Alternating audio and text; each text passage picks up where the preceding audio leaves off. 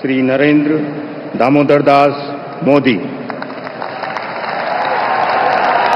ভারতের সাবেক প্রধানমন্ত্রী জওহরলাল নেহরুর পরেই মোদি একমাত্র ভারতীয় রাজনীতিবিদ যিনি টানা 3 বার প্রধানমন্ত্রী হিসেবে শপথ নিলেন। দেশ বিদেশের বিভিন্ন রাষ্ট্রনেতা সহ অনুষ্ঠানে উপস্থিত ছিলেন প্রায় 9000 অতিথি। नरेंद्र दामोदर दास मोदी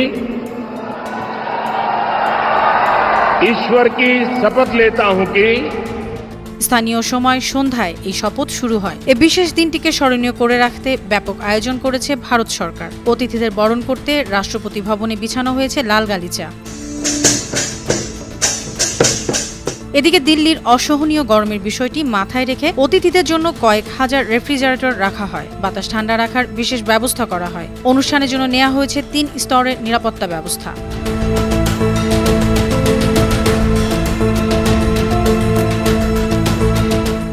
শপথ অনুষ্ঠানে বাংলাদেশের প্রধানমন্ত্রী শেখ হাসিনা ছাড়াও উপস্থিত ছিলেন শ্রীলঙ্কার প্রেসিডেন্ট রনিল বিক্রমাসিংহে, মালদ্বীপের প্রেসিডেন্ট মোহাম্মদ মুইজ্জু, নেপালের প্রধানমন্ত্রী পুষ্পকমল দাহাল প্রচণ্ড, ভুটানের প্রধানমন্ত্রী শেরিং তোবগে ও মরিশাসের প্রধানমন্ত্রী শ্রী প্রবীন্দ্র কুমার যুগনাথ। তবে উপস্থিত থাকছেন না তৃণমূল নেত্রী মমতা বন্দ্যোপাধ্যায়।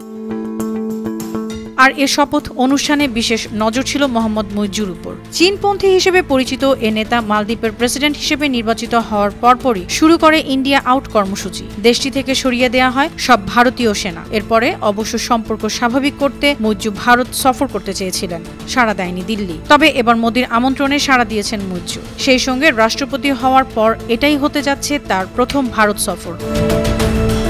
2014 ও 2019 সালে মোদির ভারতীয় জনতা পার্টি এককভাবে সরকার গঠন করেছিল। তবে এবার একক সংখ্যা গরিষ্ঠতা না পাওয়ায় ক্ষমতা ভাগাভাগি করতে হচ্ছে জোটের বেশ কিছু ছোট দলের সঙ্গে। এর মধ্যে বিহারের মুখ্যমন্ত্রী নীতিশ কুমারের সংযুক্ত জনতা দল ও চন্দ্রবাবু নাইডুর Telugu Desam party. News desk, 52 TV.